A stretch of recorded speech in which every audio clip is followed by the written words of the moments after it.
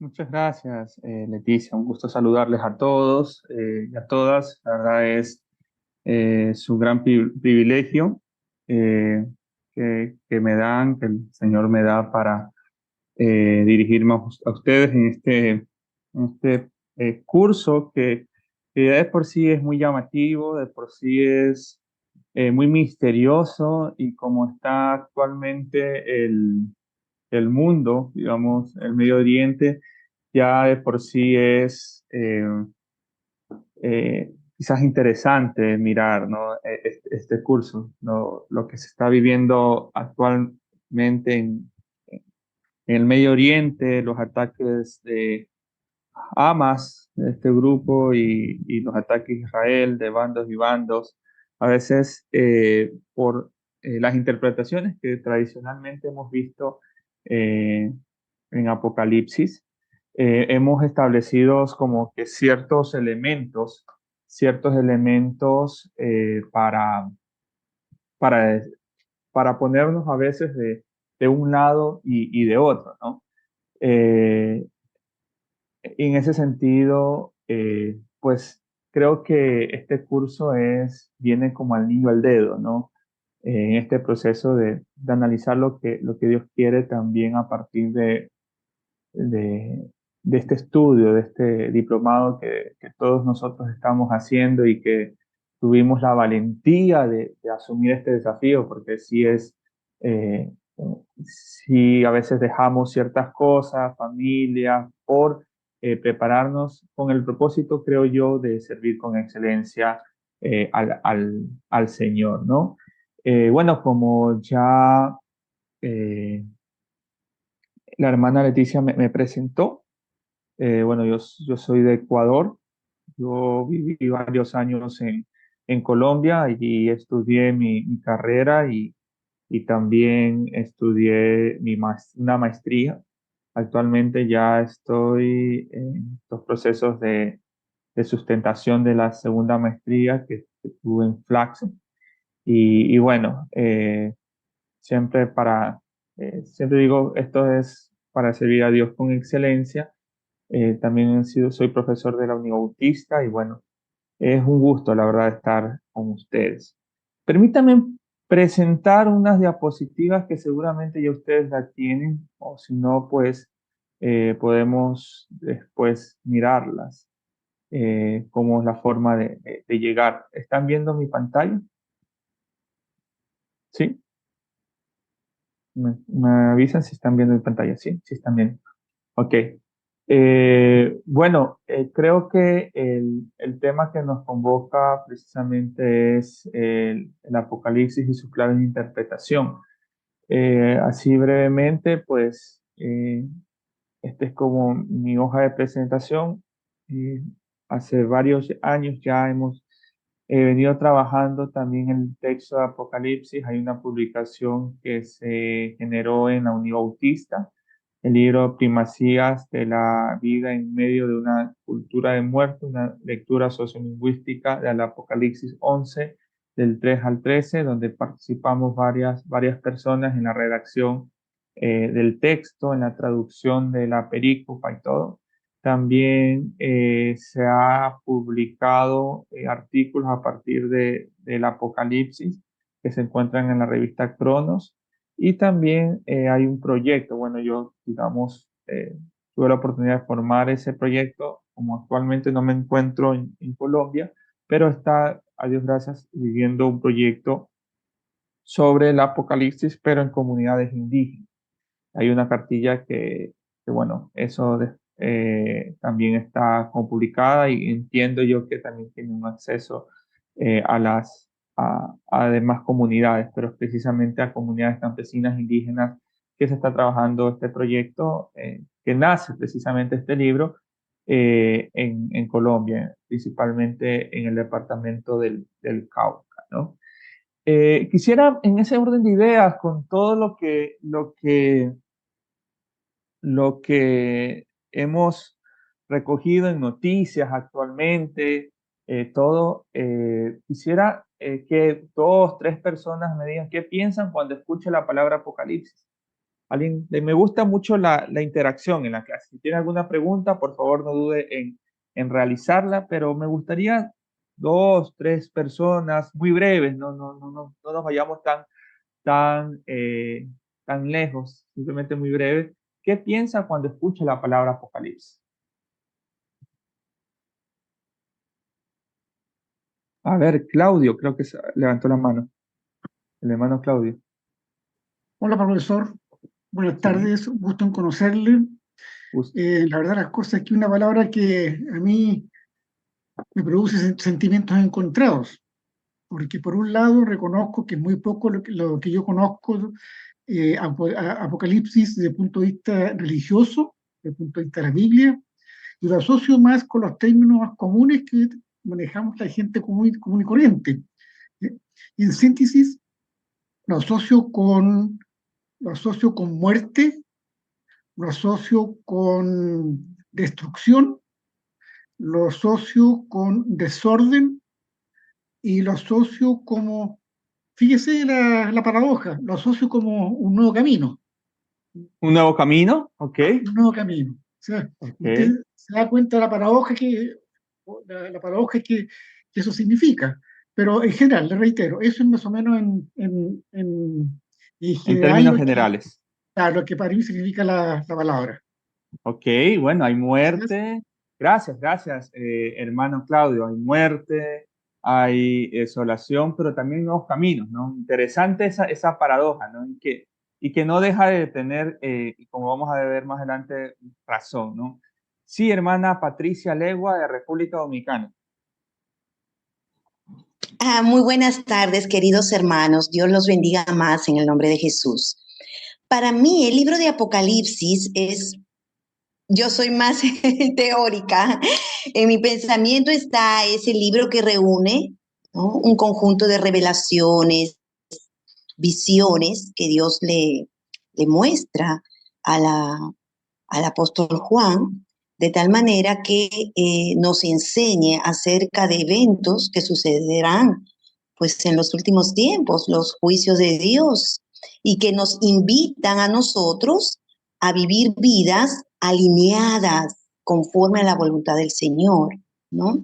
Al saber lo que sucederá en los últimos tiempos y en los tiempos que ya estamos experimentando también, pues me motiva a mí a alinear mi vida, a enderezar mis sendas, de tal manera que pueda vivir una vida que le agrade a Dios y pueda ser testigo también, ¿no?, del Evangelio de Jesús, de la palabra del Señor. Para mí eso es lo que significa este precioso libro de Apocalipsis, que muchas veces no lo entendemos al 100%, porque muchas veces no es todo lo literal que de repente desearíamos que fuera, pero el Señor sabe que con la ayuda del Espíritu Santo, siempre al leerlo, nosotros vamos a poder extraer enseñanzas que van a edificar nuestra vida.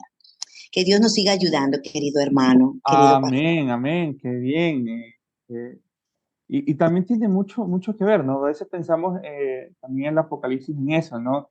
En esa forma de vivir una vida piadosa, quizás correcta.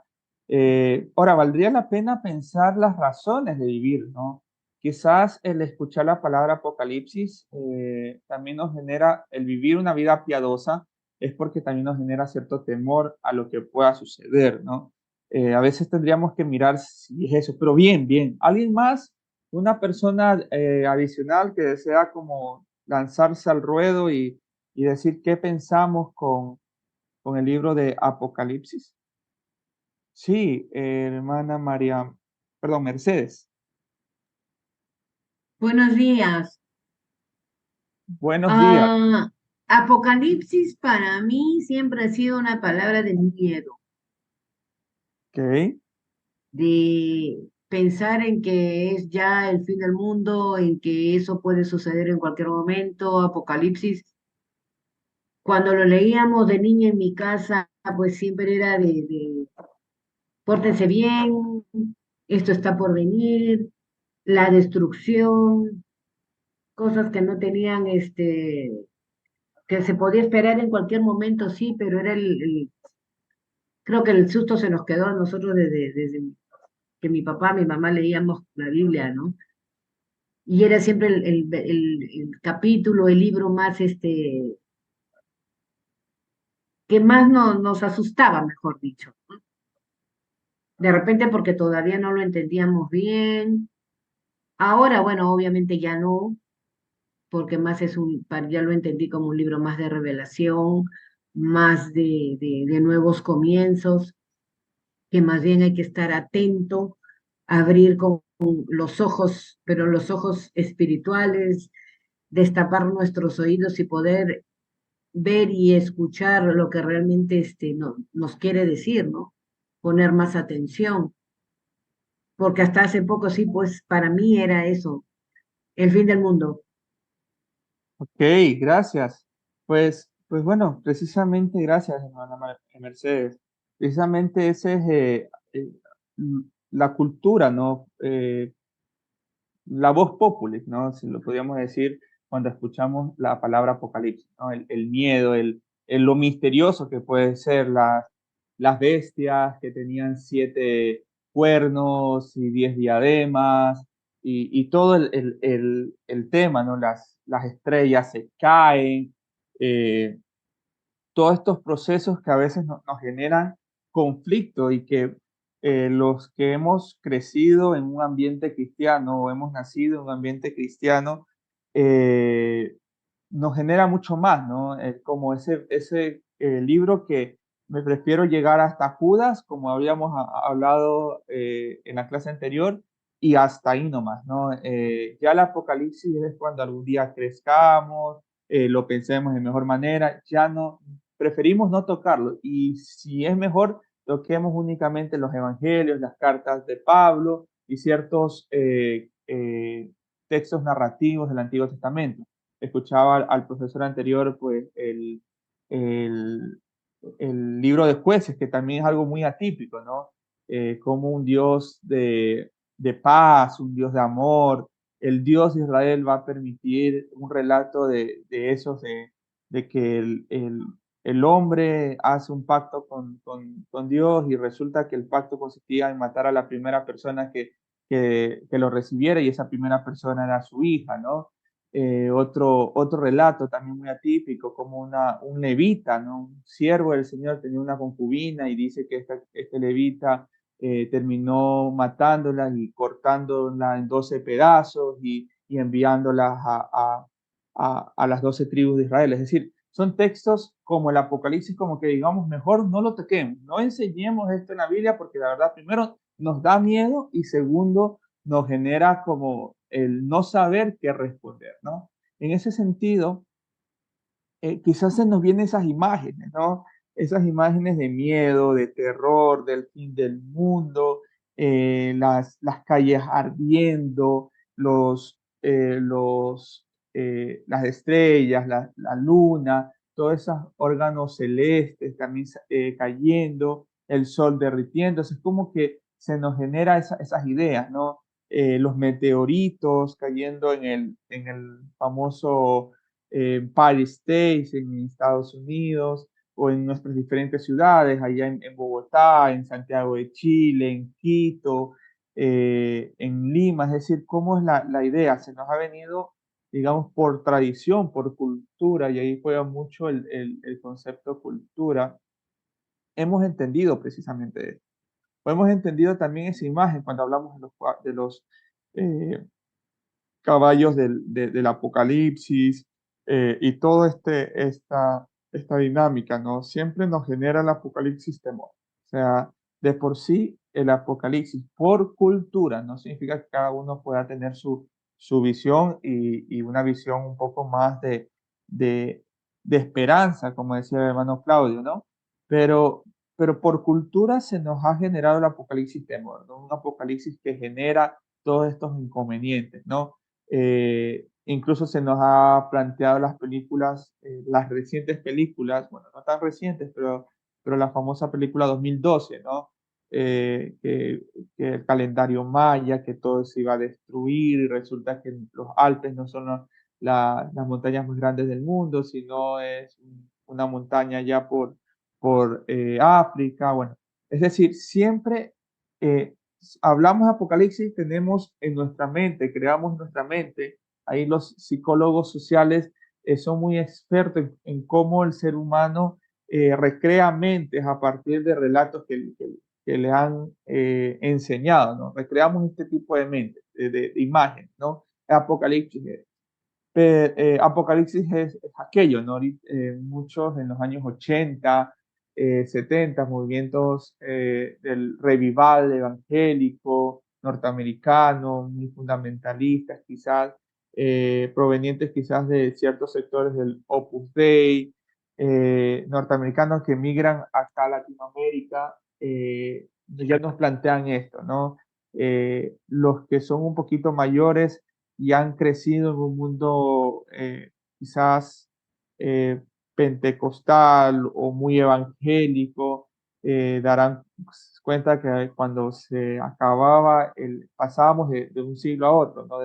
De 1999 al 2000, había esas voces, ¿no? De que se iba a acabar el mundo, las nuevas tecnologías, que ya la cédula de identidad ya tiene una barra y después esa barra se nos va a insertar en la mano derecha o en la frente para direccionarnos. Y nos estaban diciendo también en los 80, 90, esto es producto del comunismo chino, el comunismo soviético que nos quieren insertar y que el diablo, la bestia, Satanás, se encontraba allá, ¿no? Entonces, siempre como que no, habían interpretaciones alrededor de eso y como personas cristianas de corte más evangélica, no sé si alguien aquí es cristiano de corte más católico o cristiano católico como tal, pero quienes somos cristianos evangélicos, hemos crecido y hemos tenido esta idea del, eh, de todo lo tecnológico es mal, ¿no? Gigi Ávila decía el televisor, en ese momento no había esos televisores como actualmente tenemos, pero era el cajón del diablo, ¿no? Precisamente por esa idea de todo lo tecnológico es mal.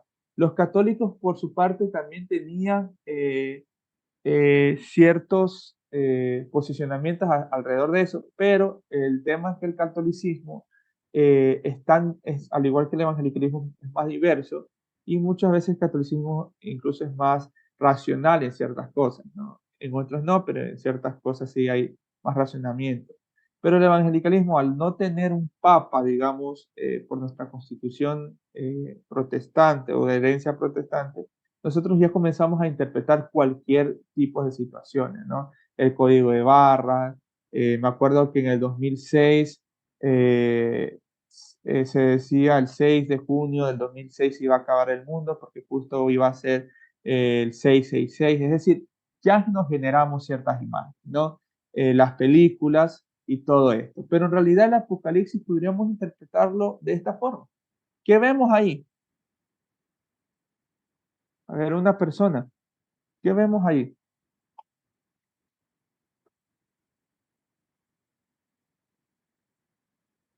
Un puño intentando aplastar a un hombre. Un puño intentando aplastar a un hombre, ¿no? Un puño, pero también miramos otra parte. ¿Qué pasa con el hombre? Resiste. Resiste, ¿no? El Apocalipsis podríamos interpretarlo a partir de eso, a partir de la resistencia, como tal, a partir de estos elementos de resistencia, de mirar a un hombre que a pesar de ser muy pequeño, a diferencia del puño, se da la osadía de resistir, ¿no? ¿Qué podríamos mirar aquí?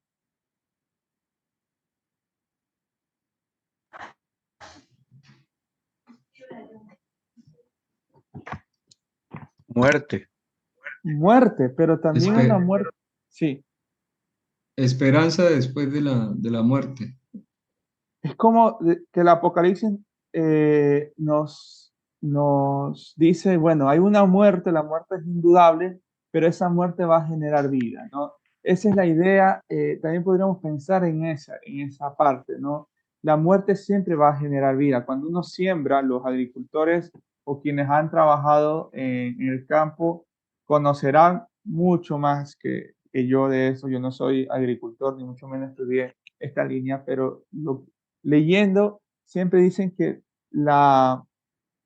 para que exista un crecimiento de una planta, la semilla debe morir, o sea, debe morirse para que surja, ¿no?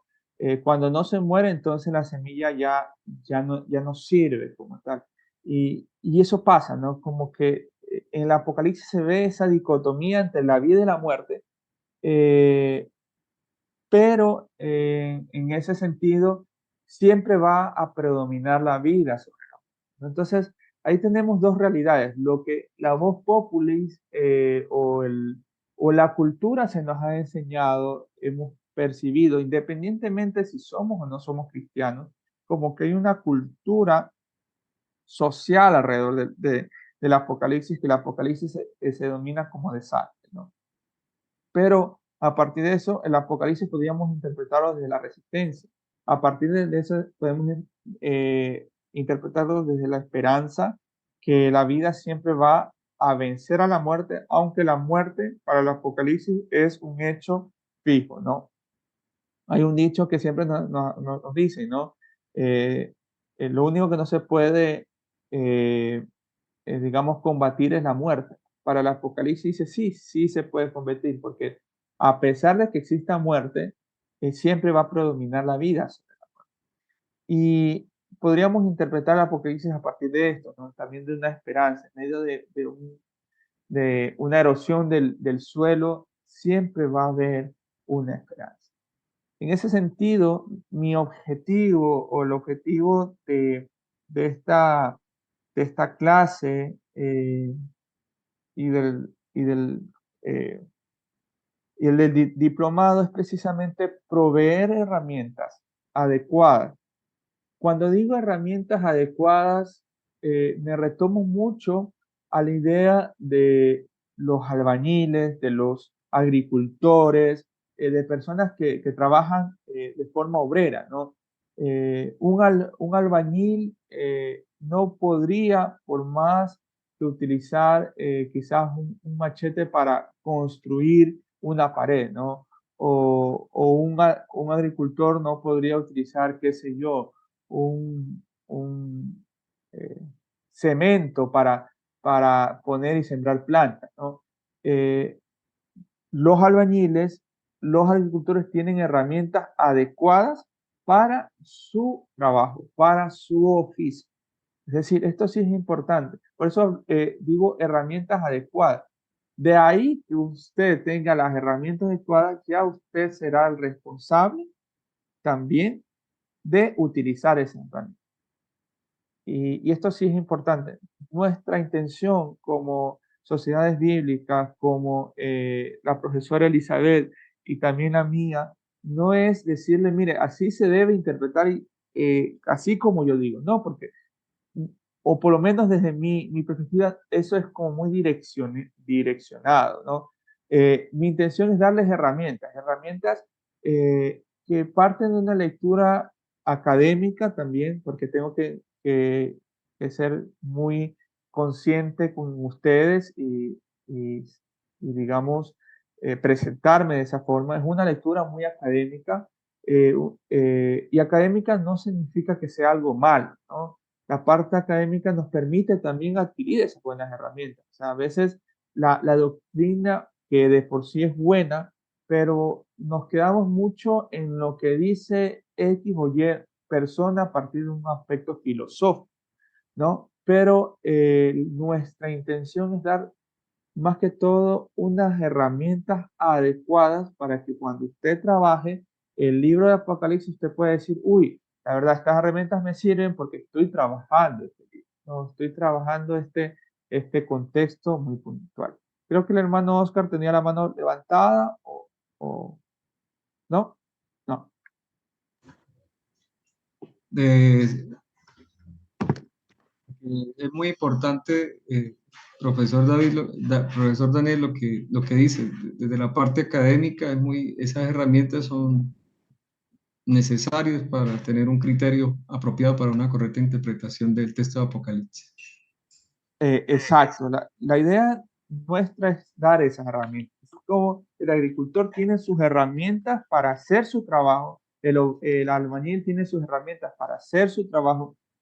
Nuestra intención como sociedades bíblicas, como en esta clase, mi intención también es proveer estas herramientas, ¿no? ¿Para qué? Para un responsable estudio e interpretación del libro de Apocalipsis. Una vez que nosotros les demos esas herramientas, porque está dividido en tres partes. Ahorita vamos a hablar como todas las generalidades del Apocalipsis. La próxima semana vamos a hablar sobre una herramienta esencial que es el género apocalíptico, y finalmente vamos a hablar sobre los símbolos, el análisis más profundo, pero a partir de esas herramientas. La intención es dar esa herramienta. Ahora, su responsabilidad o su trabajo va a ser eso, ¿no? Tener un responsable estudio e interpretación del libro del Apocalipsis. Y esto es importante porque a veces en esta cultura donde nos hemos desenvuelto, nosotros ya tenemos unos prejuicios sobre el Apocalipsis. Y esto, en ese sentido, quisiera animarles a que no nos desliguemos porque son parte nuestro, pero nos permitamos pensar otra visión, ¿no? Quizás esta visión que a lo mejor le llame la atención, como dirían mis hermanos caleños, le suene la flauta, ¿no? Y pueda irse por ahí, ¿no? Quizás mi intención también es presentar otra visión del Apocalipsis, una visión un poco más contextualizada, un poco más académica desde los estudios de la sociología, la antropología, la arqueología que se ha tenido en los últimos 50 años para acá. Creo que todo esto ha hecho un crecimiento en las ciencias bíblicas, pero con el propósito de que usted ya a partir de esas herramientas, usted verá cómo hace crecer la planta, ¿no? Cómo construye la casa, ¿no? Obviamente direccionado a partir del Espíritu Santo, eso sí, no hay cómo desligarse, ¿no? Pero ya el trabajo en últimas va a ser suyo a partir de las herramientas que desde la profesión que nos desenvolvemos se tienen, ¿no? En ese caso, la propuesta del curso precisamente es ofrecer herramientas, analizar la literatura apocalíptica y comprender el carácter simbólico. El Apocalipsis es un libro simbólico. Esto sí es importante. Ya le respondo a su pregunta, Israel. Por favor, si usted tiene alguna pregunta, es que como no veo los chats, así que me llegan o notificaciones, por favor levanten la mano y podemos dialogar. Me gusta mucho el diálogo en las clases, no hablar yo solo, ¿no? Ya me terminé el vaso con agua que estaba tomando, entonces la idea es precisamente no gastar tanto mi garganta con el fin de poder dialogar, ¿no? Dice profesor Daniel, ¿cómo entiende el Apocalipsis como un relato de Juan sobre una revelación visionaria recibida de parte de Dios, o como una literatura apocalíptica inventada por Juan para explicar su mensaje?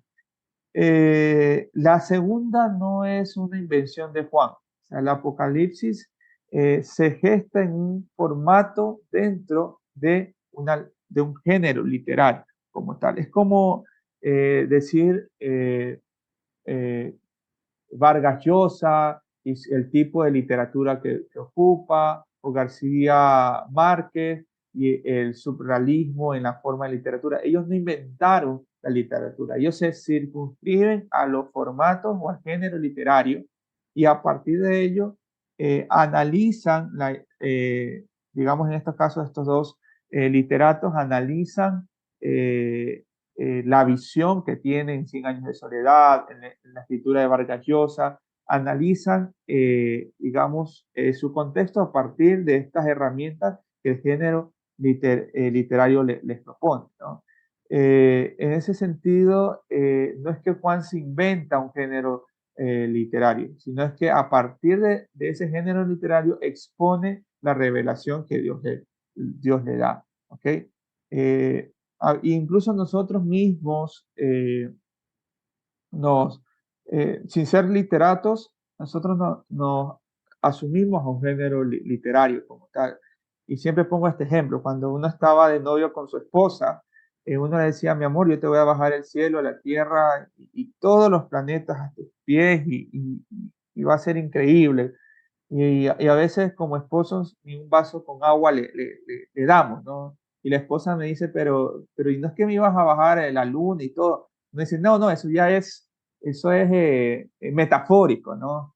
Y a veces utilizamos y esto es un género literario, o la poesía es un género literario para decir algo metafórico, ¿no? Las famosas canciones de Pasillo de Julio Jaramillo, ¿no? Nos recuerdan esa intención de amor que puede expresar un hombre hacia una mujer, ¿no?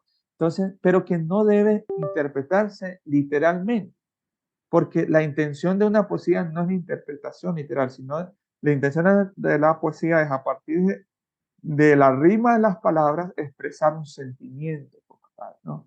Entonces, por eso es importante comprender el carácter simbólico, porque muchas veces hemos interpretado el Apocalipsis bajo un contexto literalista, es decir, es que el Apocalipsis dice que hay bestias y que siempre existió bestias.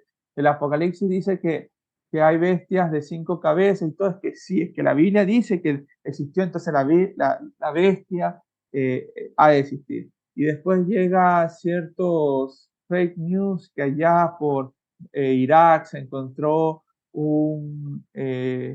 ¿cómo se llama? Un animal que tenía tantas cabezas y todo, pero después de mucho tiempo se dice que ese animal era como el mismo dinosaurio, pero que estaba dividido en un montón de pedazos y eso, ¿no?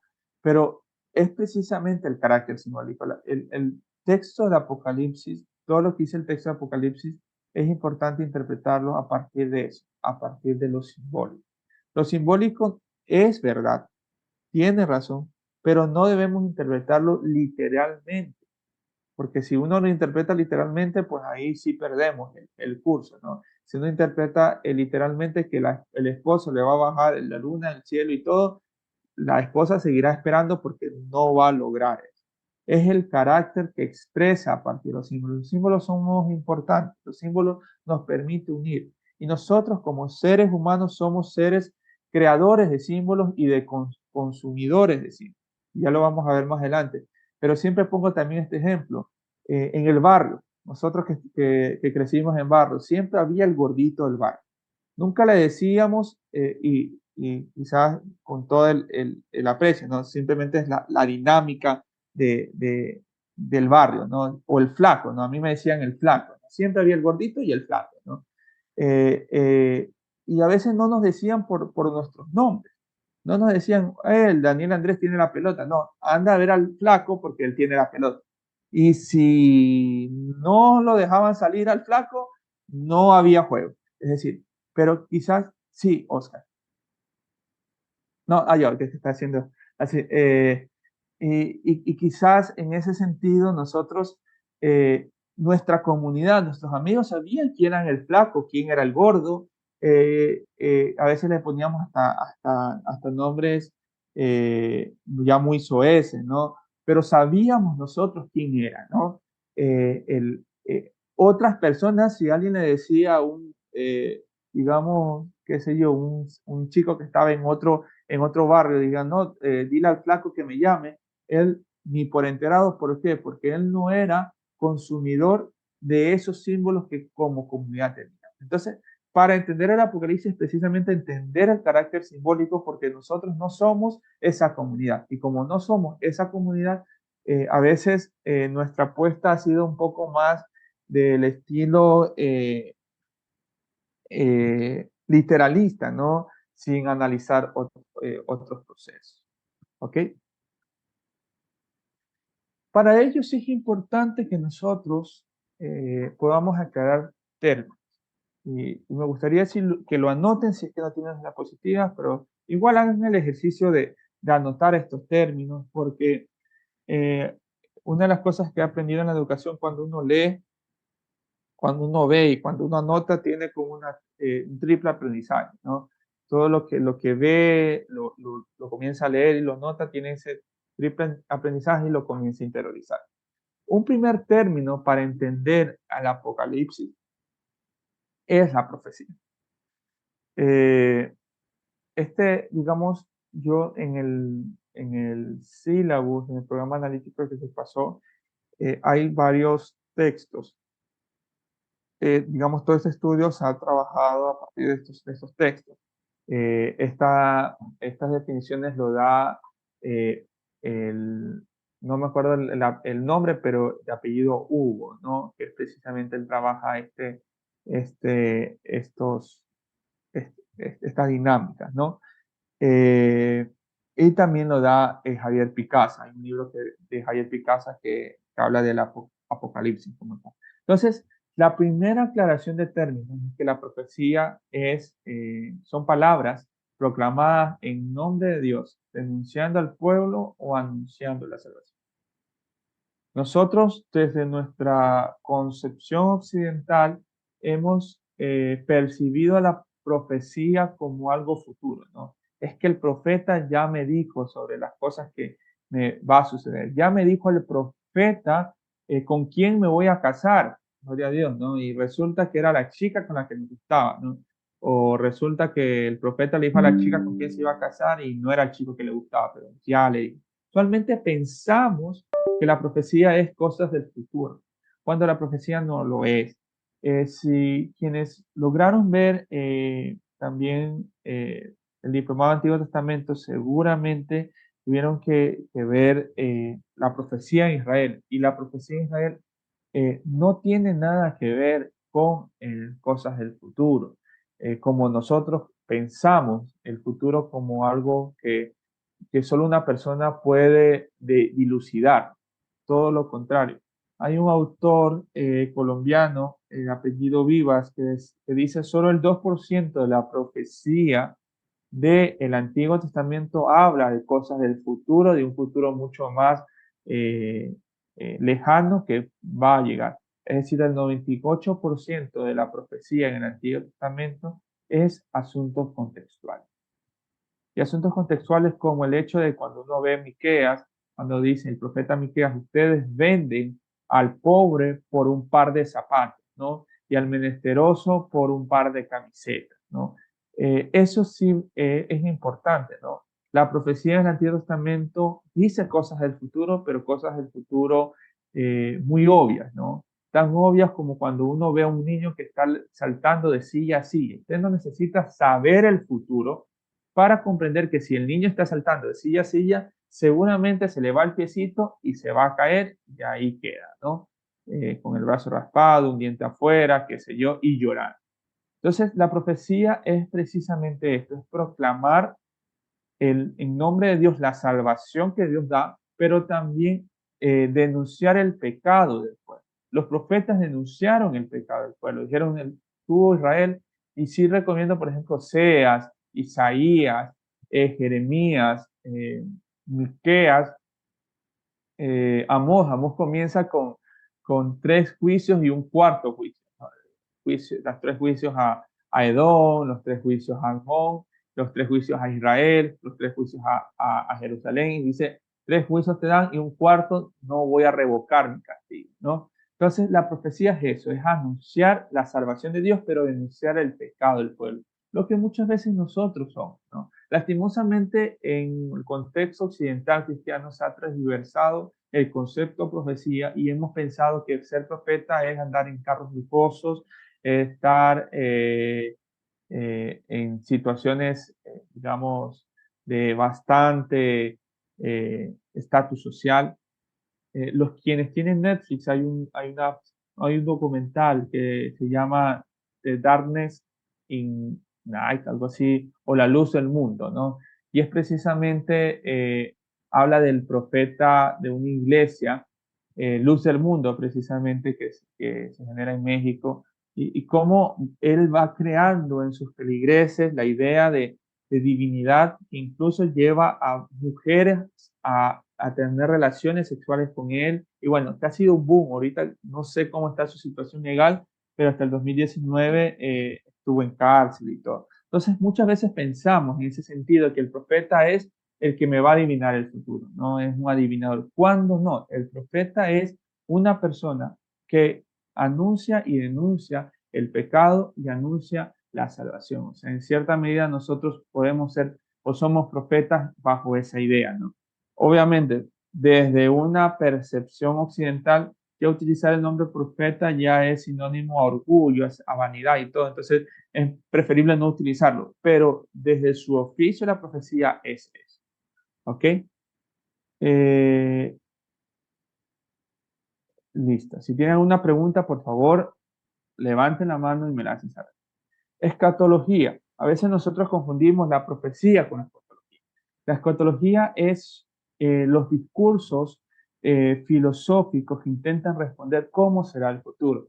La escatología no intenta analizar el texto bíblico como lo vamos a hacer ahora. No intenta dar herramientas, sino intenta es a partir de un análisis filosófico de cómo será el futuro, comienza a unir textos muy separados, textos del Antiguo Testamento, de Pablo, de Jesús, de Apocalipsis, y como que hacen como una ensalada de eso y lo presentan. Así se va a hacer el futuro. Por eso hay posturas premilenialistas, amilenialistas, postmilenialistas, y se nos va creando como una visión, ¿no? Creo que al mundo evangélico, como lo vamos a ver más adelante, el mundo evangélico, producto de ese revival o renovación religiosa en Estados Unidos, se nos ha hecho la imagen que la venida de Jesús se va a componer a partir de las 7 dispensaciones, ¿no?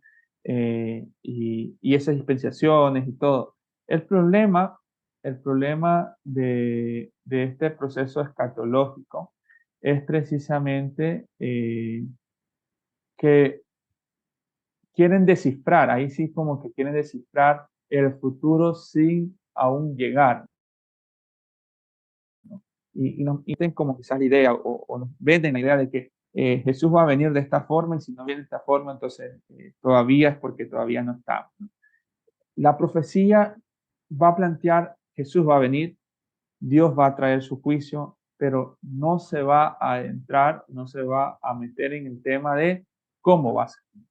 La profecía va a decir, Dios viene, listo. No le interesa la profecía, incluso a Pablo, no le interesa a Pablo saber cómo va a llegar, sino va a decir, la esperanza que Jesús viene nos va a tener precisamente acá. El tema de la escatología es que muchas veces esa esperanza se vuelve miedo, ¿no? Ya estamos viviendo en los últimos tiempos, Israel ataca a Hamas y hay que apoyar a Israel porque Israel es el reloj de Dios y todo, porque así dice la Biblia.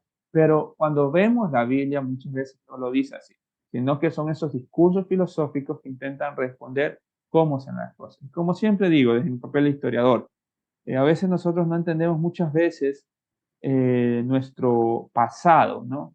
Y si nosotros no entendemos mucho nuestro pasado, ¿cómo pretendemos ya descifrar el futuro que ni siquiera llega? Entonces, eso es lo que propone la escatología. El Apocalipsis tiene una escatología, pero la escatología no se centra en el cómo va a llegar. Se centra más que todo es Jesús viene. Jesús viene y en esa forma, esa escatología nos va a dar una esperanza, ¿no? Y finalmente, el Apocalipsis, que no es lo mismo ni escatología ni profecía, el concepto Apocalipsis es una literatura de contenidos simbólicos de carácter mítico, ¿no? Esto sí es importante que nosotros tengamos, digamos, muy, muy en cuenta, hermanos, hermanas. Si bien el Apocalipsis nuestro, que tenemos en la Biblia, el libro 27 del Nuevo Testamento, eh, digamos, reúne tanto la profecía, la escatología y todo, debemos entender que el Apocalipsis nuestro tiene un carácter simbólico. Para nosotros es importante saber cuáles son ese carácter simbólico, mítico, ¿no? El misticismo, el mito, para nosotros en un mundo occidental, industrializado, es algo malo, es algo como de las sociedades, de las tribus, de las etnias que encontramos en nuestros países y todo hacia la parte amazónica, ¿no? o de las comunidades indígenas que creen en mitos y todo. Entonces, desde nuestro mundo y sujeto, digamos, conciencia occidental, parece ser que el mito es algo malo, algo de mentira. Pero para la Biblia, dentro de un ámbito científico, preindustrial, el mito no es una mentira. El mito permite explicar realidades a partir de qué? A partir de cosas sobrenaturales. El mito le permite al lector entender las realidades del mundo a partir de cosas sobrenaturales para sobredimensionar precisamente que este símbolo puede ser algo bueno o malo para la comunidad. Entonces, la Biblia también está llena de mitos. Y vuelvo y repito, para que no se salga de contexto lo que estoy diciendo. El mito para nuestra conciencia occidental es malo, porque nosotros estamos dentro de un mundo occidental industrializado. Nosotros ya no explicamos la lluvia porque Dios se está bañando, como a veces pensamos, o como cualquier otra cosa. Nosotros explicamos la lluvia bajo un método científico, bajo el tema de la evaporación y el recorrido del agua hasta llegar de nuevo. Pero en ese momento no existía esa explicación. ¿Y eso es malo? No, esas son sus formas de analizar su mundo, su cosmovisión. Entonces, la Biblia está llena de mitos y debemos entender a los mitos no desde nuestra conciencia occidental, sino desde la conciencia de un mundo precientífico, preindustrializado, premoderno, que la única manera de entender las cosas del mundo era a partir también del mundo. ¿Ok? En ese sentido, precisamente hay algunas formas de interpretar el Apocalipsis, ¿no? Una lectura preterista, es decir, una lectura que solo va a plantear esto. El Apocalipsis es únicamente cosa del pasado. Entonces, si es cosa del pasado, estudiemos al pasado y ya. Se cierra la Biblia.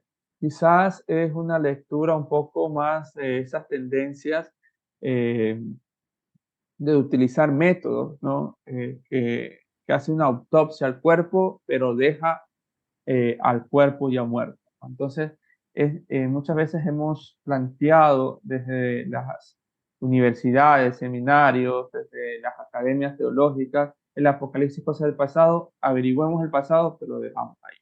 El muerto está porque ya no tiene que ver nada el Apocalipsis con nosotros, ¿no?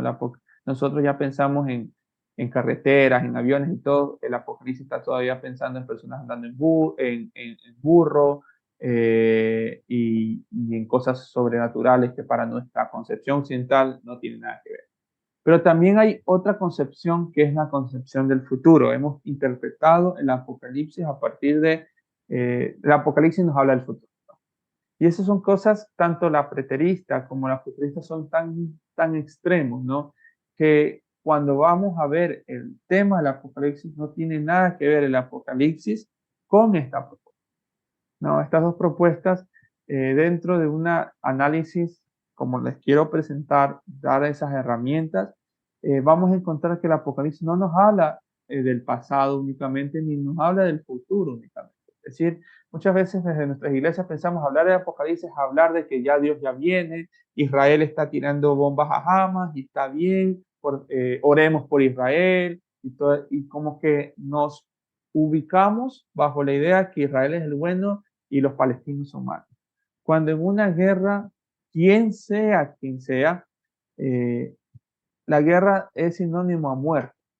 Y tanto en este caso hay que orar por Israel, por las víctimas que tuvo Israel, pero también las víctimas que tiene Palestina, porque en la guerra no se matan los líderes. ¿No? Usted no ve a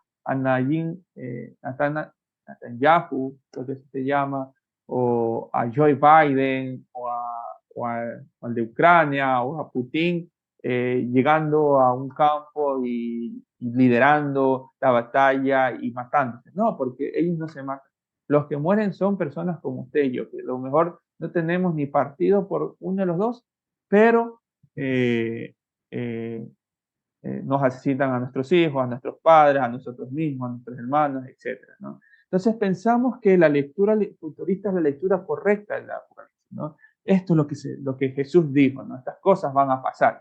Y a veces yo me pongo a pensar, cuando Jesús decía, en los postreros días van a haber guerras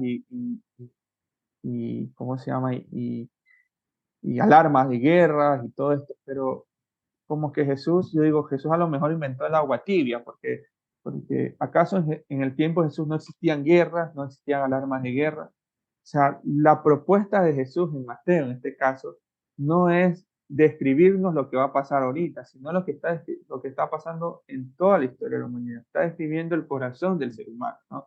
Creo que Jeremías o Ezequiel decía, engañoso es el corazón del hombre, pero Jehová es quien discierne los pensamientos, ¿no? En ese sentido, pensamos el Apocalipsis bajo esas lógicas, ¿no? Las cosas futuro y esto es lo que debe pasar porque así la profecía lo dice, ¿no? Y pensamos que la profecía es cosas de descifrar el futuro, cuando ya vemos que la profecía no es cosas de descifrar el futuro, son cosas de anunciar la salvación y, y denunciar el pecado. Quizás nuestra visión sea más escatológica que profética, incluso que apocalíptica. Otra forma de acercarnos a la interpretación del Apocalipsis es que la única forma de entender el mundo es a partir del idealismo, una lectura idealista. Todo esto no tiene nada que ver con nuestro mundo, ¿no? Tiene que ver únicamente con la parte moral, la parte del espíritu, ¿no? Las bestias no es nada que ver con el mundo, es cosas del espíritu. Nosotros estamos luchando contra carne y sangre y es el espíritu que vemos. Entonces, muchas veces nos hemos acercado y todas estas lecturas nos ocasionan quizás temor, ¿no? Quizás la lectura más propensa a nuestro cristianismo actual es la lectura futurista, ¿no? Es que la Biblia ya está diciendo que varios pueblos se van a levantar contra Israel y que van a hacer guerra y todo esto, pero cuando vamos a ver el texto bíblico no dice ni siquiera ni uno ni lo otro. Está describiendo una situación que una comunidad está experimentando y que se levantaron a esa.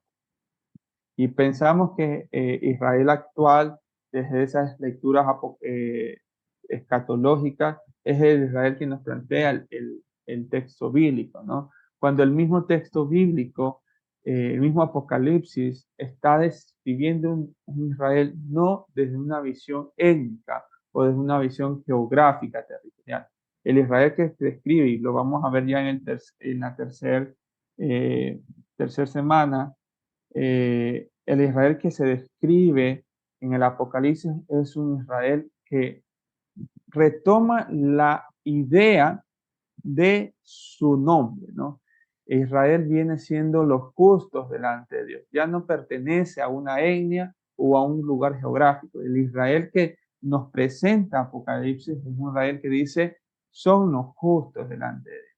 Por eso dice que todas las tribus, lenguas, naciones se adoraron al Cordero, no un solo fragmento geográfico. Incluso el Apocalipsis es una crítica a esa idea judaizante de que solo Israel es el único, el pueblo escogido por Dios. Cuando el Apocalipsis, incluso Pablo dice, no, no es el único.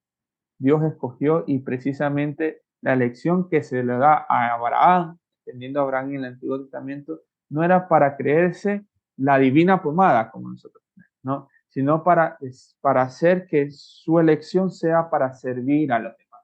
Israel en el Antiguo Testamento no cumplió esa idea, ¿no? Pero el Nuevo Testamento, a partir de, es retomar esa idea, ya no como un asunto geográfico, étnico, sino como un asunto más desde la fe, es lo que nos va a plantear. Y el Apocalipsis precisamente es. Pero en ese sentido, haciendo como esos acercamientos a la interpretación bíblica, ¿hasta aquí tienen alguna pregunta, un comentario?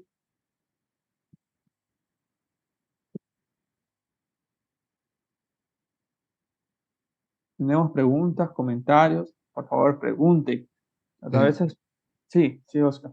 Profesor Daniel, definitivamente, pues con todo lo que hasta el momento he oído, nosotros sí estamos muy, muy fuera del barrio. O sea, el ejemplo que colocabas del gordo y el flaco. Estamos ajenos primero por nuestra posición occidental de cultura. Estamos muy, muy fuera de ese contexto y claro, al momento de leer el libro de Apocalipsis, pues ese es el producto que hoy tenemos aquí de tantas posiciones doctrinales, escatológicas, varias posiciones en cuanto a la iglesia en ese evento en Apocalipsis, y yo creo que este estudio pues nos va a ayudar muchísimo a tener esa responsabilidad y quitarnos ese tipo de cajas doctrinales en que nos hemos metido a veces por esos puntos de interpretación, sean espirituales o sean de contextos de idealismo, o lo que, por estar fuera del ambiente en que Juan recibió esa revelación y cómo se manejó eso en ese momento. Nosotros, después de 20 siglos, a veces ignoramos todas estas herramientas, y eso lo que nos hace es perder la objetividad del libro de Apocalipsis. Es lo que yo en este momento siento en lo que he oído de la ponencia. Bien, sí, precisamente como dices, ¿no? Siempre esa comparación, ¿no? El gordo y el flaco del barrio, ¿no? Que es algo que siempre lo tenemos, los que hemos crecido en barrios, sabemos que es así, o sea, no es con el afán de menospreciar al que somos más gorditos que somos más flacos, sino siempre somos así, ¿no? Pero nosotros sabemos ese simbolismo alrededor de ellos, precisamente porque nosotros vivimos en el barrio, ¿no? Los que no viven en el barrio no van a saber absolutamente quiénes son. Entonces, precisamente nuestra intención es acercarnos al barrio de Apocalipsis, ¿no? Y entender esos símbolos, y a partir de eso podemos decir, wow, el mensaje que, que tienen es diferente al mensaje que yo pensé que tenía, ¿no? Entonces, ese es el desafío. Profesor, ¿podría aclarar qué se refiere a ver a Israel eh, desde la fe? Ok, desde la fe. Las diapositivas que están en la plataforma están completas en una presentación. Creo yo que sí, pero si no, de nuevo las paso, no hay ningún inconveniente. No hay ningún inconveniente que eso se da.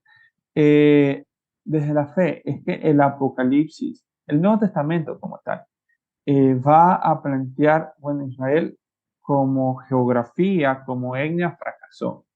Israel, ya esa es la crítica, incluso el cristianismo tiene esa crítica hacia el judaísmo, ¿no? El judaísmo más radicalista, más que, ¿cómo pueden decir que nosotros fracasamos como etnia, ¿no? Pero el Nuevo Testamento esa es la crítica al pueblo de Israel como etnia, como, como lugar geográfico, ¿no? Los habitantes fracasaron porque no fueron capaces de asumir el llamado. El llamado que Dios le hace a Abraham fue: de ti serán benditas todas las naciones de la tierra, ¿no? Y es importante porque a veces hacemos como que, pero también dice malditas, ¿no? Pero dice, el que te bendijera será bendecido, y el que te maldijera será bendecido, pero de ti todas las familias de la tierra serán benditas, ¿no? Lastimosamente el Israel geográfico no lo hizo así, ¿no? Y el Nuevo Testamento, al mirar esto, la apuesta de Jesús fue precisamente eso: a los suyos vino, pero los suyos no lo recibieron.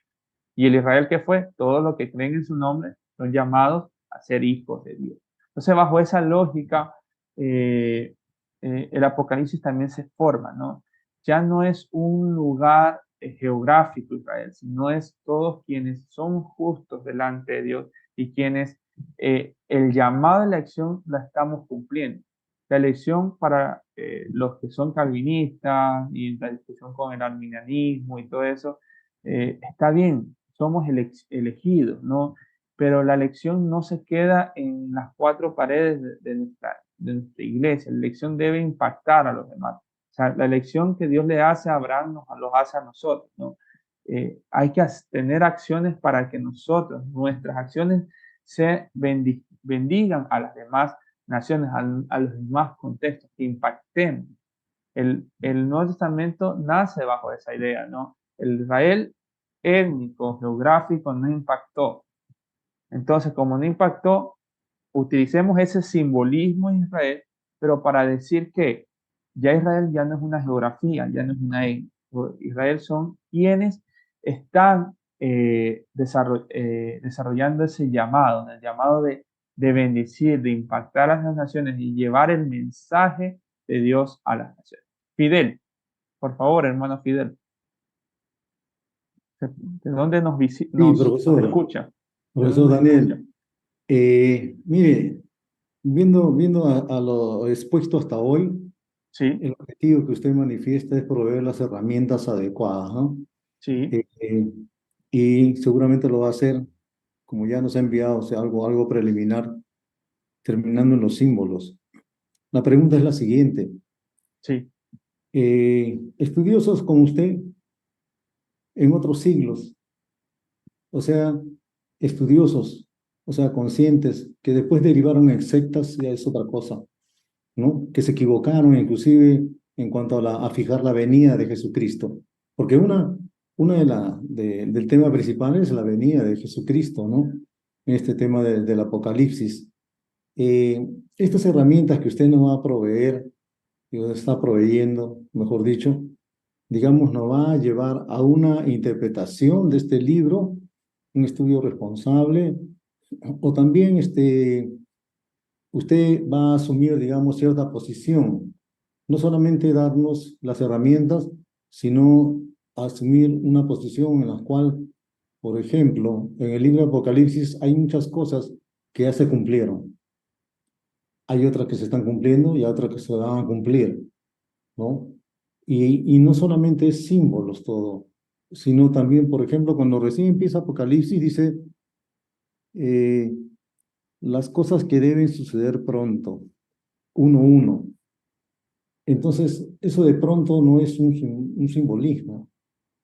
Es por eso que algunos, digamos, algunos judaizantes ya toman esto como punto de partida para decir, no, Juan está inventando o está tratando de, digamos, llevar, animar a los hermanos porque los están matando. Y ya dice, no, Jesús ya viene, ya viene, ya. Entonces, digamos, para redondear esta parte, si usted va a asumir alguna posición, digamos, no solamente dando las herramientas, sino alguna posición en cuanto a lo que pueda suceder, ¿no? De aquí para adelante. Ya muchas cosas han sucedido, por ejemplo, se mezclan cuando se menciona o se relaciona con el libro de Mateo en el capítulo 24, lo mezclan totalmente cuando en realidad Jesús está respondiendo a tres preguntas, una de las cuales ya se cumplió, las dos están por venir. Entonces, por eso me gustaría a priori escuchar su posición, profesor Daniel. Gracias. muchas gracias, hermano Fidel. Muy válida esa interrogante. Valdría la pena más adelante pensar cuáles fueron las que ya se cumplió y las que van a venir, pero como yo les dije, ¿no? Yo sí tomo la posición y mi posición es plantear las herramientas desde un ámbito más académico. Creo que fui muy claro en esa parte, ¿no? Y la parte académica nos va a acercar desde las herramientas que nos dan otras ciencias para entender la palabra de Dios. O sea, yo creo y soy muy consciente que la Biblia es la palabra de Dios, ¿no? El tema es que como todos procesos, la palabra de Dios no nos viene eh, de lleno, ¿no? Hay una cultura, algo que envuelve. Precisamente esa es quizás la intención de que nosotros estemos aquí, ¿no? No creo que si ya lo supiéramos todo, pues no estuviésemos aquí. Nosotros tuvimos el deseo de precisamente acercarnos a esa palabra de Dios, pero entender que la palabra de Dios hay una cultura que nos envuelve y, y tener ese desafío de desenvolver eso. Siempre coloco el ejemplo, el tema, el factor de, de un caramelo. Uno no se come el caramelo con la funda. No tiene que desenvolver la funda y lo importante no es la funda, porque la funda se desecha. Lo importante es lo que envuelve, lo que está dentro de esa funda. Pero es importante, no tan solo se desecha o no lo tenemos que tener en cuenta la funda, ¿no? Porque si no, todos los caramelos nos llegan sin funda, ¿no? La funda también envuelve, ¿no? Protege ese mensaje, al igual que el caramelo. La funda protege ese mensaje y solo quienes deseamos entender el mensaje debemos precisamente sacarlo. Entonces, una cosa no deslegitima la otra.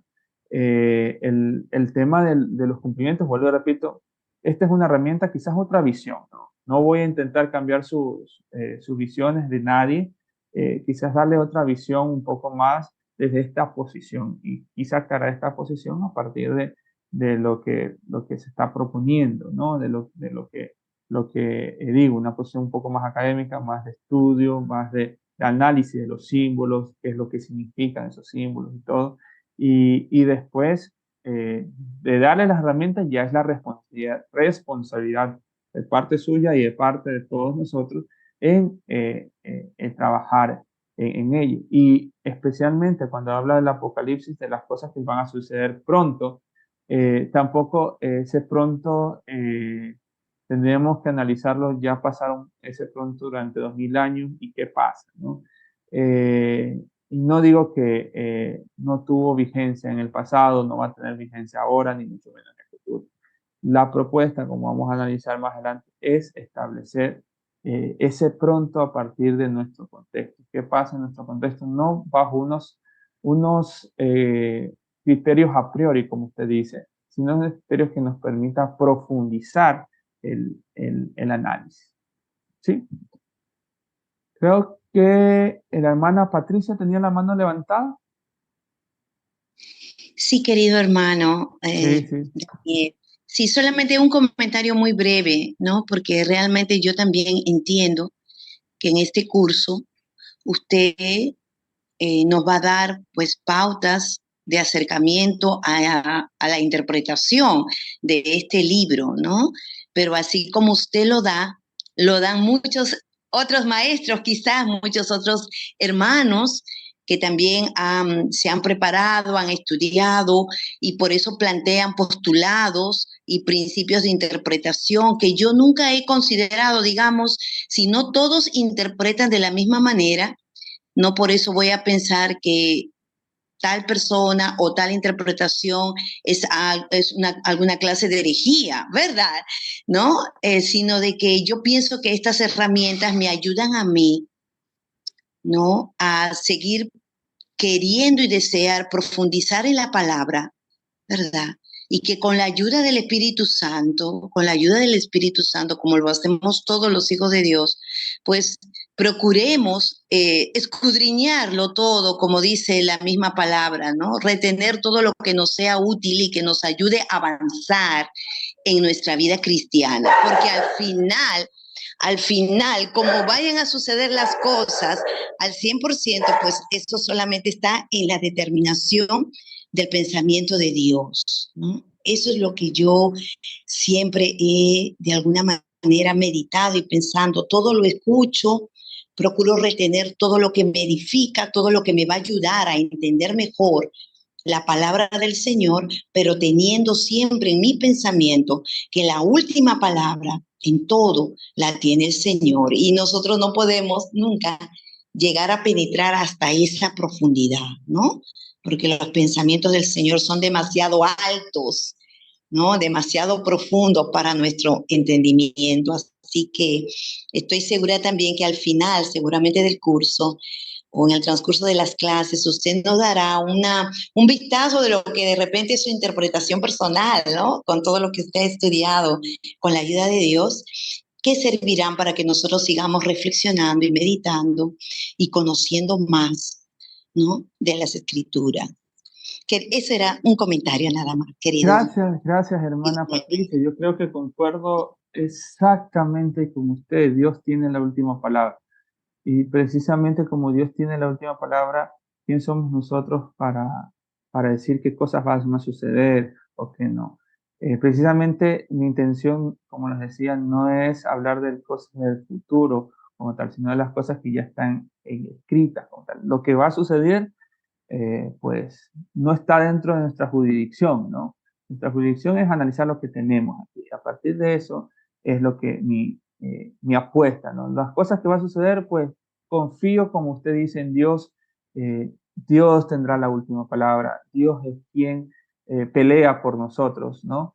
Y Dios quien va a resolver las cosas, las incógnitas de la historia, ¿no?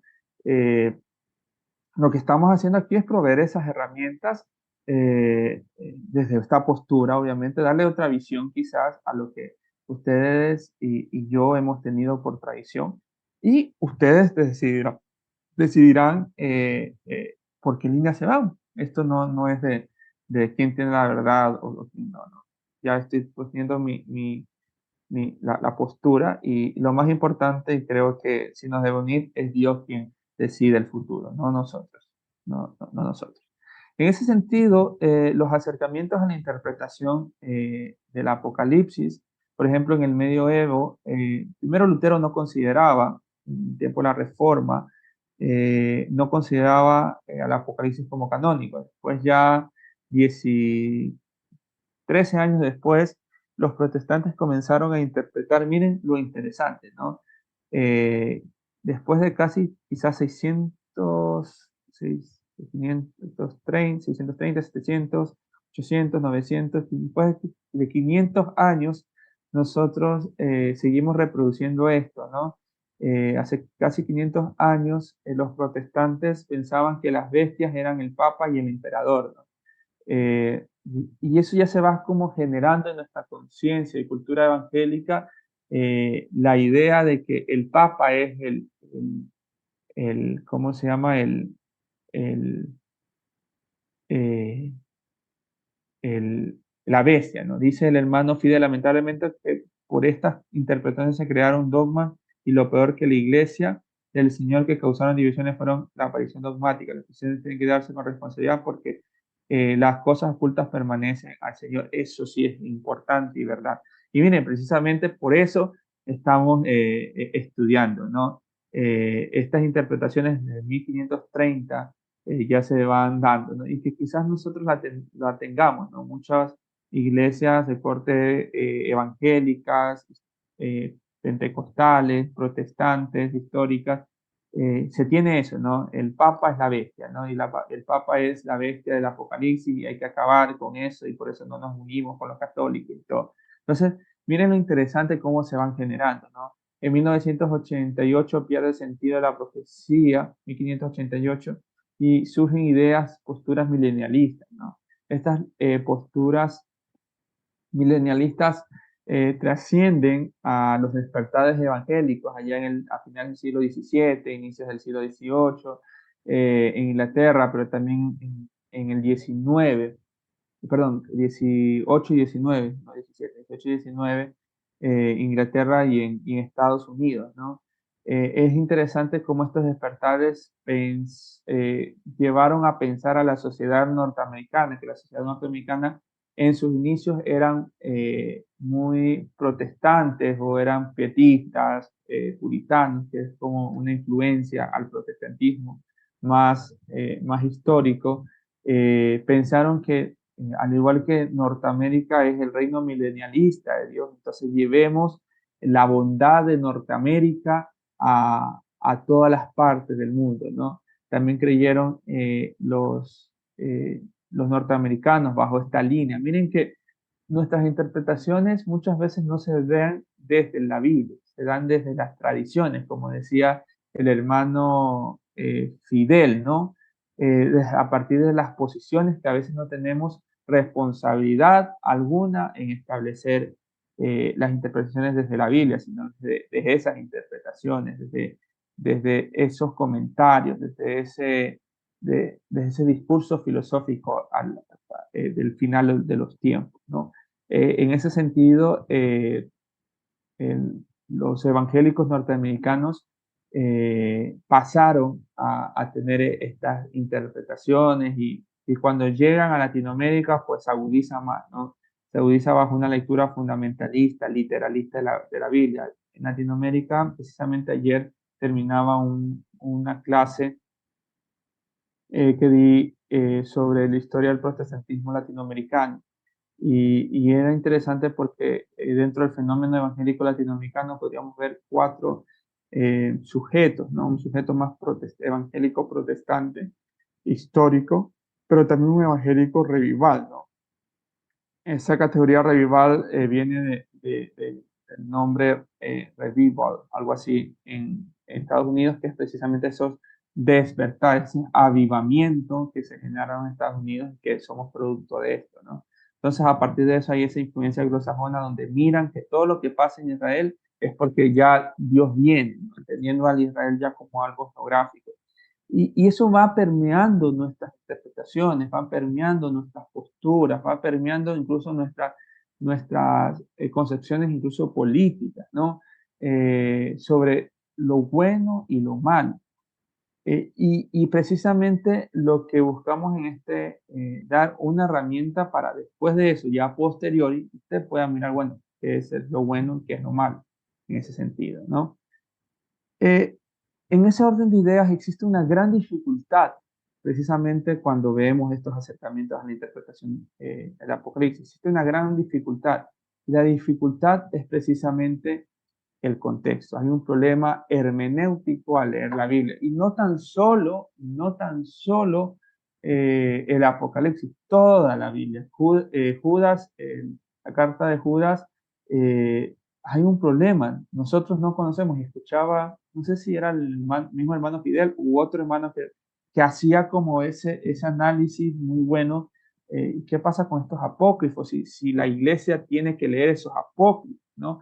Entonces, es interesante porque el problema nuestro es un problema hermenéutico. Nosotros no estamos en el barrio de la Biblia, haciendo esa analogía. Nosotros no somos parte del proceso que se gesta la Biblia. Y como no somos parte, a veces nosotros interpretamos mal lo que incluso la Biblia quiso decir, o interpretamos de manera errónea.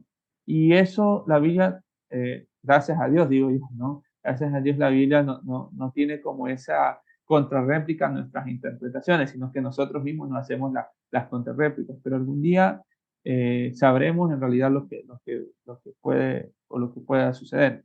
No es esto una excusa para decir no estudiemos. La idea es estudiar con el propósito de acercarnos de mejor manera a lo que Dios quiso, es decir, acercarnos al barrio, ¿no? Que es la Biblia. Y hay un problema, nosotros somos ciudadanos bueno, ya no estamos en el año 2022, sino en el 2023.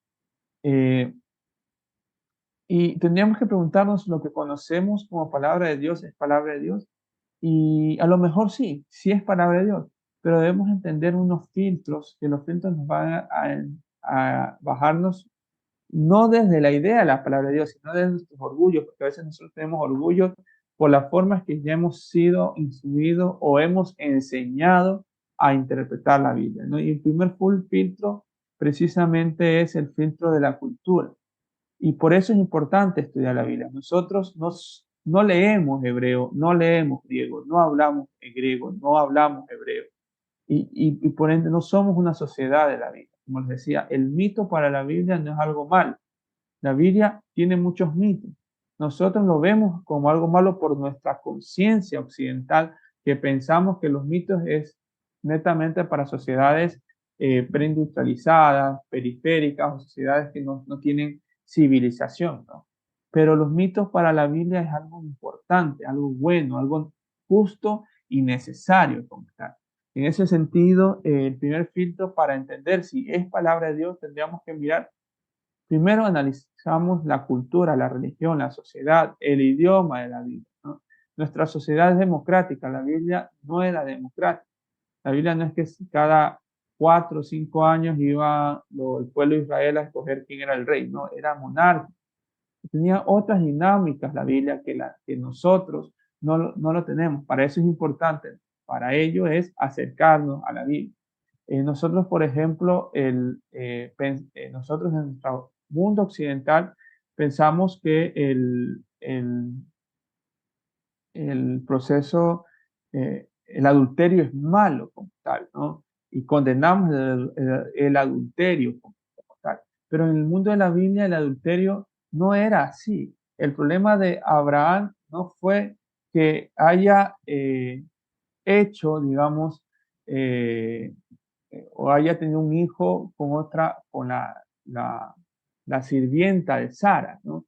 El problema de Abraham es que no le creyó a Dios cuando Dios le dijo que su esposa iba a tener un hijo, ¿no? ¿Y cómo lo vemos eso? Que no era el tener varias mujeres en ese mundo patriarcal, para nosotros sí es algo malo, para ese mundo no era así, porque incluso Jacob tuvo varias mujeres y Dios nunca le reprochó eso. Jacob hizo lo mismo que Abraham hizo, ¿no? Jacob tuvo a su esposa Lea y a su esposa Raquel, y Raquel le dio a su sirvienta y Lea le dio a su sirvienta para que tengan sus hijos, y automáticamente en esa cultura los hijos que tenían las sirvientas eran propiedad o eran hijos, vendrían siendo hijos de la mujer, ¿no? De la señora de casa, ¿no? Entonces, el problema de Abraham no era el que haya tenido otra mujer. El problema de Abraham era precisamente que no le haya creído a Dios. Entonces, la cultura de ese entonces no es nuestra cultura. Ahorita, creer tener varias mujeres ya sí es sinónimo de adulterio, sinónimo de algo malo, pero en su momento no era. Entonces debemos pensar incluso en su momento y en sus temporalidades de la Biblia, porque no toda la Biblia se pensó bajo esas lógicas. Después del exilio ya se volvieron monógamas los matrimonios, por eso Esdras mandó a sacar a todas las mujeres, los levitas que habían sido, se habían casado en el exterior o eran extranjeras, ¿no? En ese sentido, esto es importante. Para entender la palabra de Dios, tendríamos que preguntarnos y bajarnos de esa nube y decir, bueno, ¿es palabra de Dios? Sí, pero es importante entender este tipo de cultura, ¿no? La cultura de los escritores y su contexto, ¿no? Aproximadamente, bueno, la tradición plantea que son 40 escritores que escribieron la Biblia, ¿no? Y supongamos que está bien, pero son 40 escritores que escribieron de diferentes contextos. El contexto de los profetas no es el contexto de Moisés. El contexto de Moisés no es el contexto de Pablo. El contexto de Pablo no es el contexto de los evangelios. El contexto de los evangelios no es el contexto del Apocalipsis. Es decir, hay diferentes contextos y por lo mismo debemos entender también quién está detrás de lo que se escribe. ¿Me explico? Nosotros no podíamos hablar hace 50 años del Facebook o del WhatsApp o envíame un WhatsApp en el año 72, ¿no? O en el año 80, ¿no? No cabía porque no existía esta idea, ¿no? Entonces, pero actualmente ya todas las comunicaciones lo hacemos por el WhatsApp, ¿no? Uno ya no se comunica por cartas, no se comunica por WhatsApp, por otras estrategias. Y seguramente hace 50 años pasarán y tendremos otras estrategias diferentes a las que nosotros tenemos, ¿no? Otro filtro que debemos entender es la canonización de ciertos libros. La Biblia de por sí es un texto que su mismo nombre viene de la palabra biblios, ¿no? Que significa biblioteca, ¿no? Se escogieron un sinnúmero de libros que se lograron, digamos, dar un compendio en lo que nosotros conocemos como 66 libros para el mundo evangélico y 6 libros adicionales para el mundo católico, ¿no? Pero hay ese problema, ese filtro de canonización. Como veíamos, incluso Lutero pensaba que el Apocalipsis no debería estar en el canon, ni siquiera Santiago debía estar en el canon porque Santiago no hablaba nada de Cristo, solo hablaba de las obras y obras.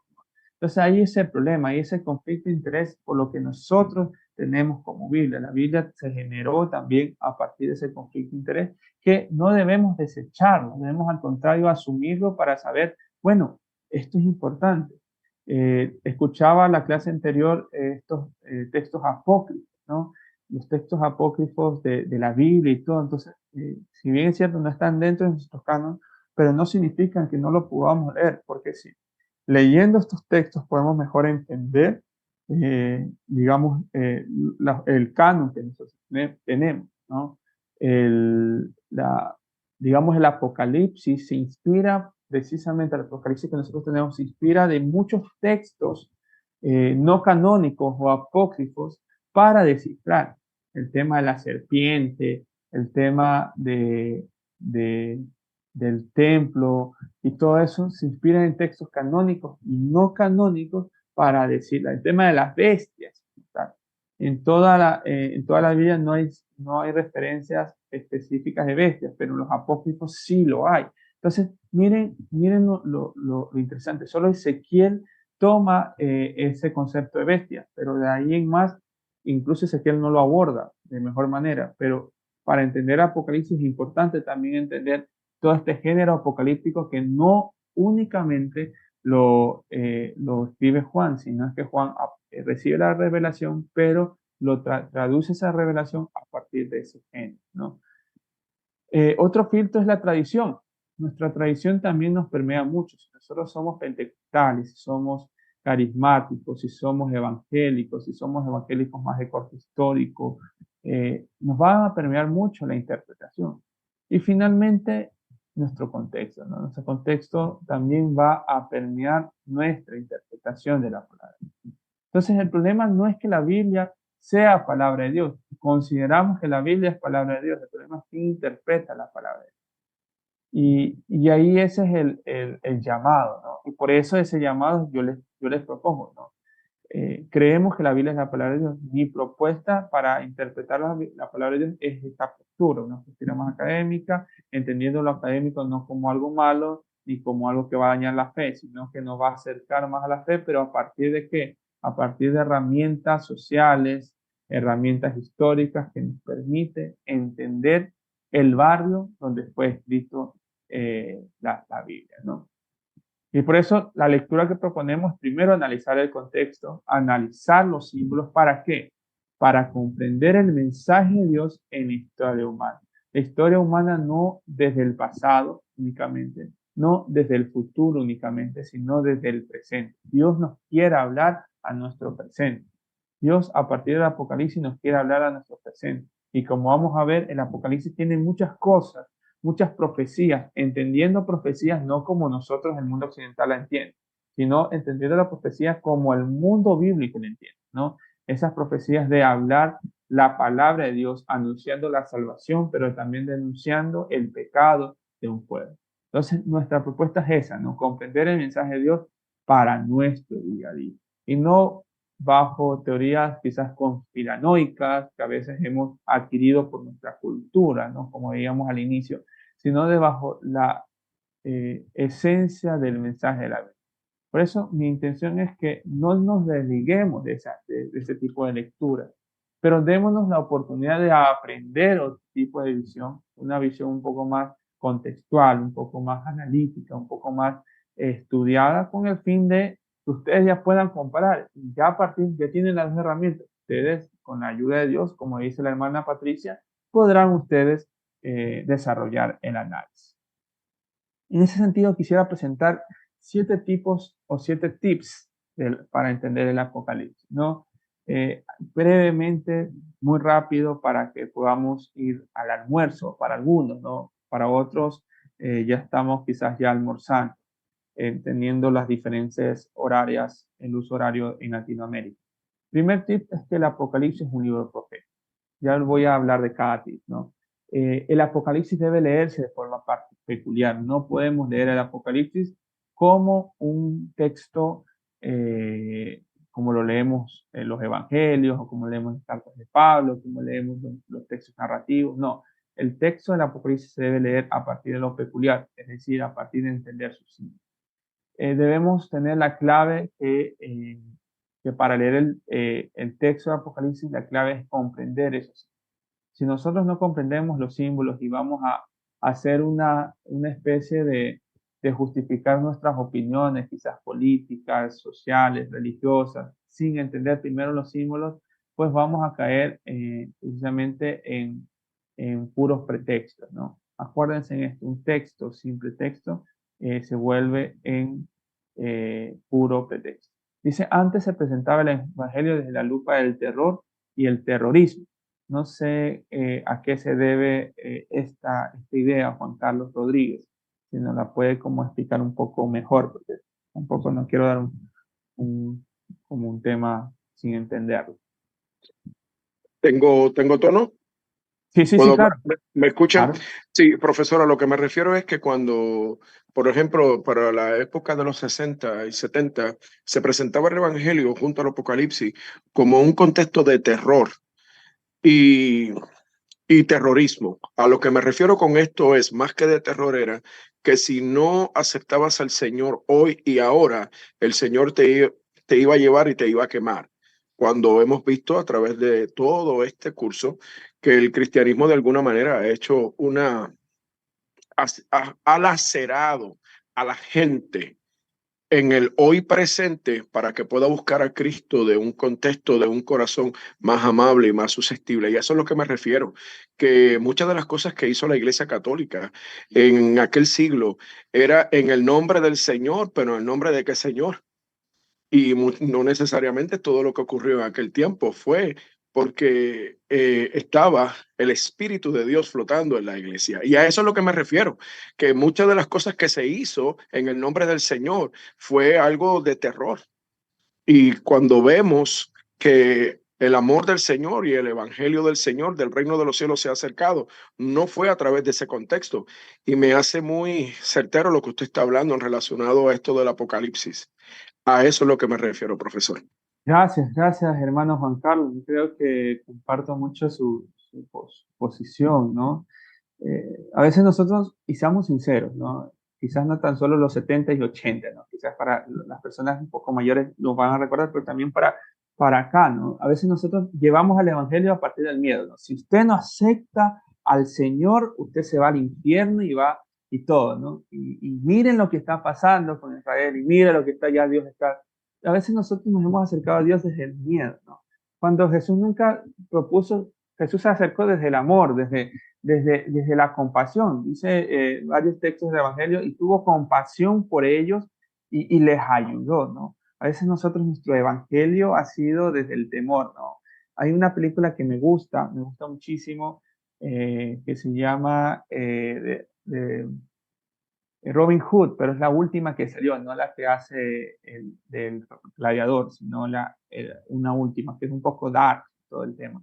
Pero me gustó mucho una reflexión que cuando la dije, wow, la iglesia es, perdón, el miedo es el mejor arsenal de Dios, por eso la iglesia inventó el infierno, ¿ok?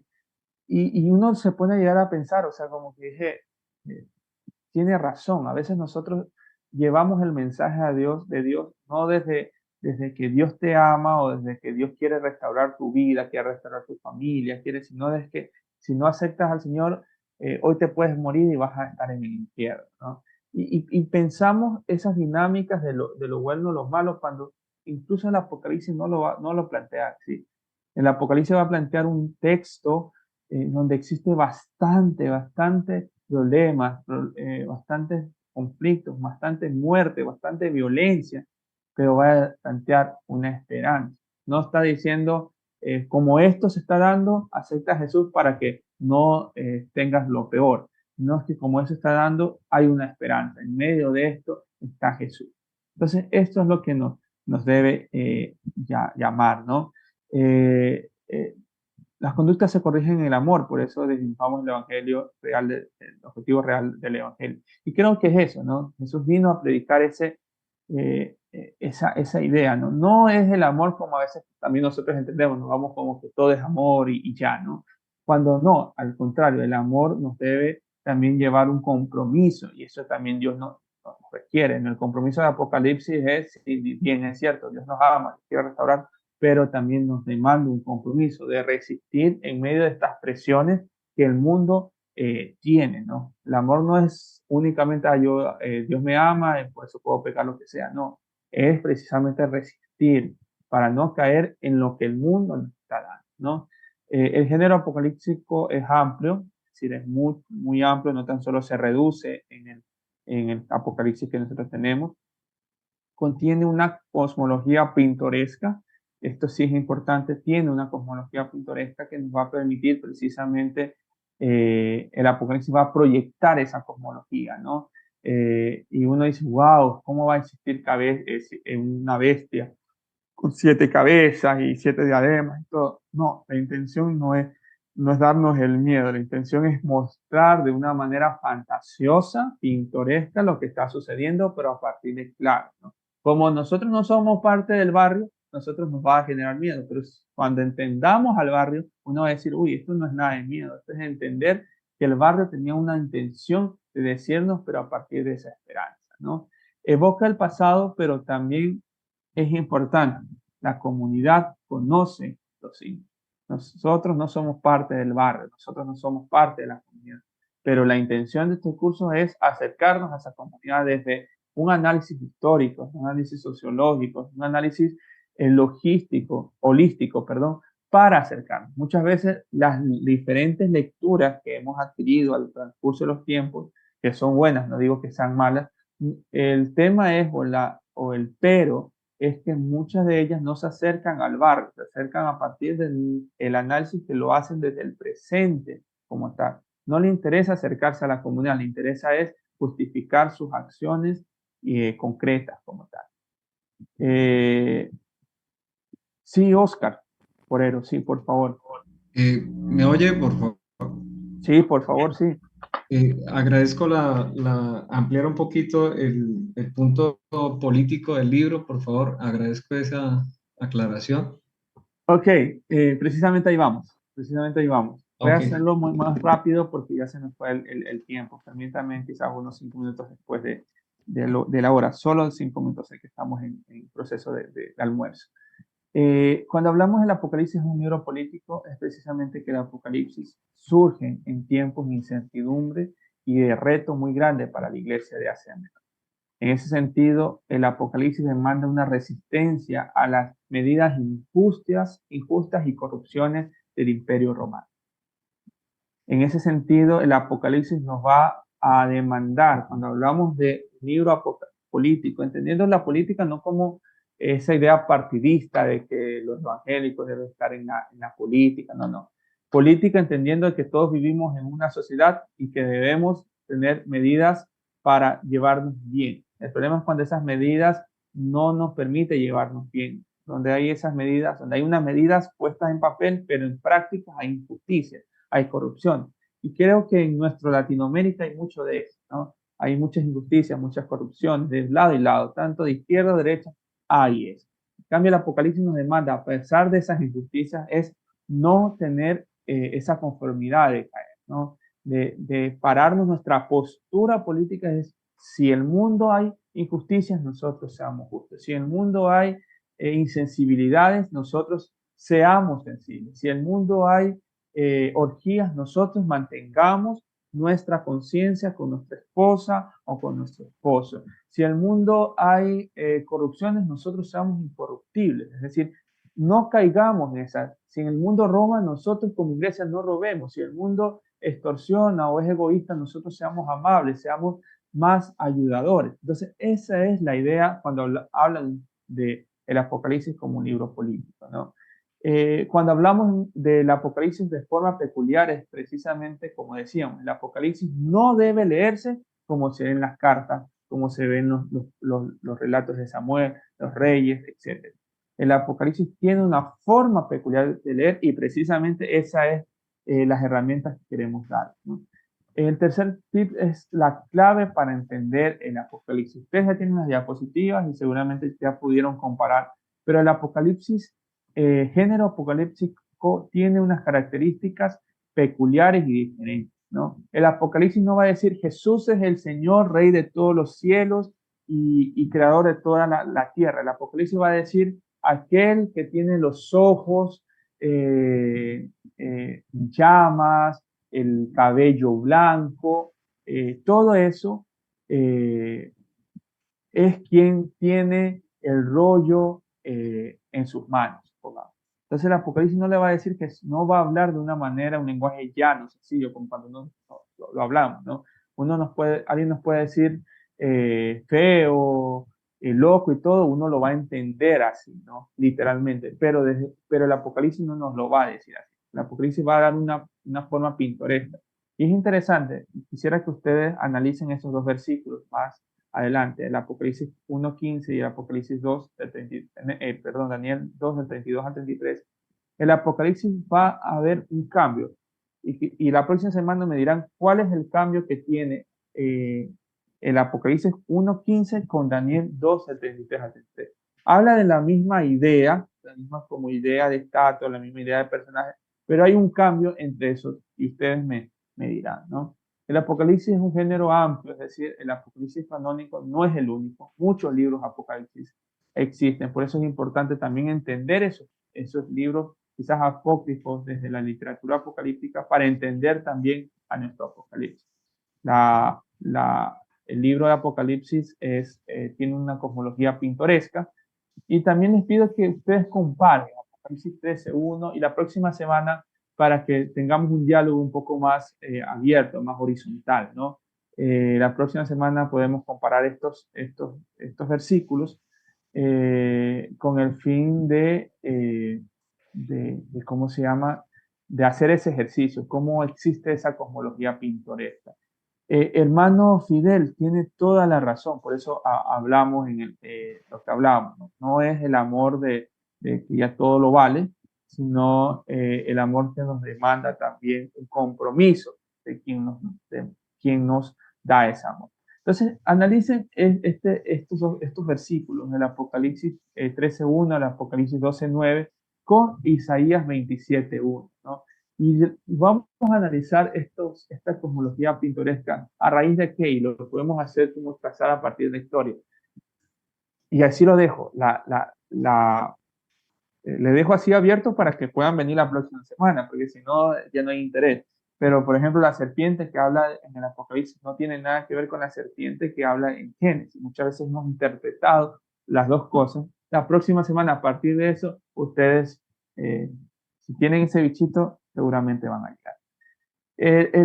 El sexto tips es que el Apocalipsis siempre va a recordar los objetos y personajes del pasado, pero con el fin de reinterpretarlo. No es que Moisés esté vivo en el Apocalipsis, o que Babilonia esté viva o todavía surja o esté presente en el Apocalipsis. No, ya esos se vuelven ¿en qué? En símbolos como tal.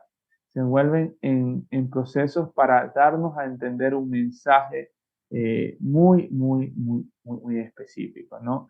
Pero a partir de los ojos del vidente, del rebelde.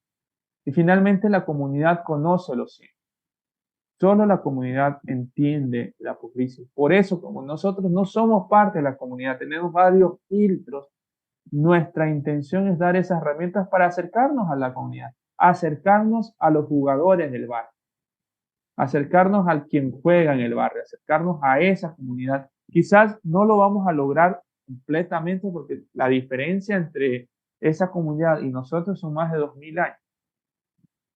Pero por lo menos intentar verlo quizás desde lejos. Muchas veces nosotros las otras lecturas no intentan mirar a la comunidad, intentan justificar sus discursos a partir de lo que ciertas cosas reúnen como una mezcolanza de versículos y decir, bueno, así es lo que dice la Biblia, ¿no?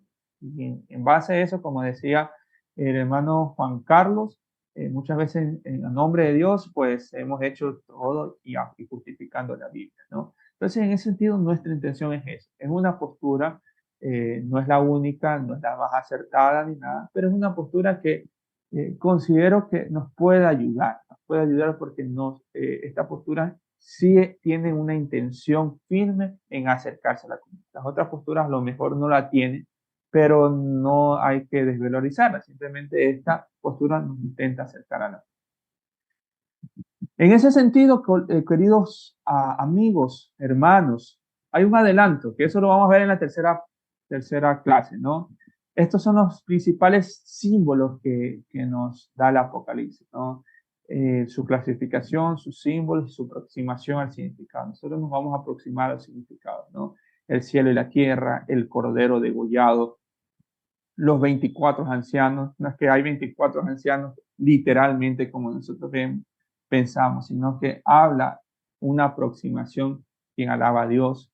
El libro, el rollo significa la historia de la humanidad en sí, el hecho que quien es digno de abrir los sellos y tomar el rollo es el Cordero, es decir, el Cordero es quien tiene en sus manos la historia de la humanidad. Y por eso comparto mucho con la hermana Patricia, es Dios, pero muchas veces nosotros como cristianos queremos ser como dioses, ¿no? Ser como Dios, ¿no?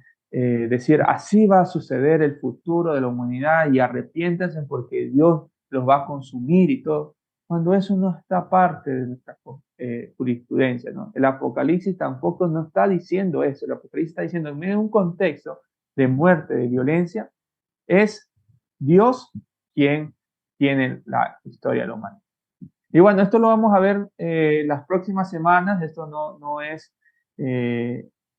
se acaba hoy, simplemente es un adelanto. Babilonia es un ámbito de relaciones sin Dios. Jerusalén es el lugar de comunión con Dios. Entonces, miren lo interesante, no Jerusalén geográfico, sino el símbolo que representa Jerusalén como parte de esa comunión con Dios, ¿no?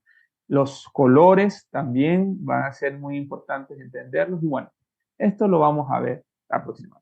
Preguntas, comentarios. Déjenme dejar de compartir para verles de mejor manera.